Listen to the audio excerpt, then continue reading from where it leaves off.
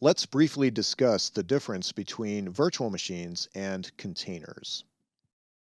Both are virtualization techniques. Virtual machines virtualize the entire machine. So it's an entire system that runs inside of your system. Containers, however, virtualize only the software layers necessary. They both utilize CPU power, RAM, storage, and networking. But virtual machines use many more resources than containers because the virtual machine will be the entire operating system, whereas the container just needs specific services to run, a specific kernel to run. So VMs are usually going to be much larger and use more resources. Containers can more easily be run from anywhere, and they can be really good for testing and development and so on. Virtual machines are not going to be as flexible in that regard. Each have their own use cases. A virtual machine, for example, will run multiple services simultaneously. So, for example, one of the tools I use is called Prometheus, and it's a real big monitoring program and very commonly used. It needs to run on a server system. Normally, I'll run that in a virtual machine. A container example could be running a single web server or a single application. And that's the idea.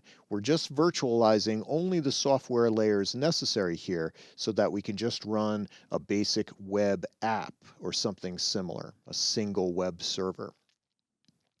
So keep in mind the difference between the two. Virtual machines virtualize the entire machine.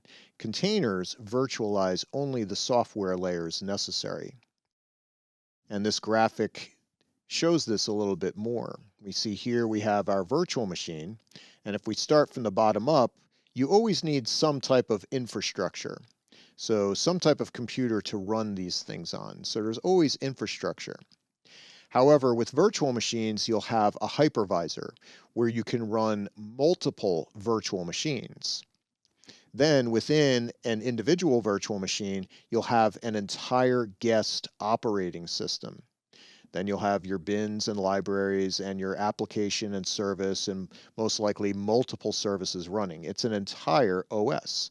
So for example, in a virtual machine, you could run Ubuntu Linux or Debian Linux or Red Hat Linux directly in the virtual machine, the entire operating system. On the container side, yes, we have infrastructure. You have to run your containers somewhere within some type of system, and that's going to be known as the host operating system. But then you just need a container engine.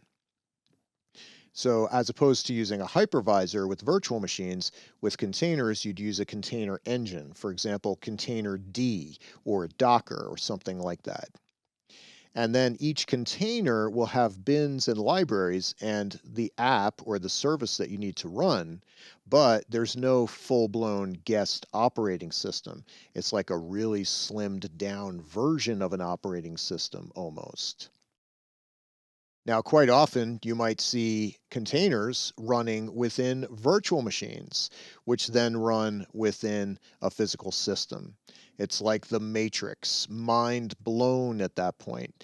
But for now, just know the difference between a virtual machine, which runs an entire guest operating system on a hypervisor, and a container, which just runs the app or service that you need within a container engine on a host operating system.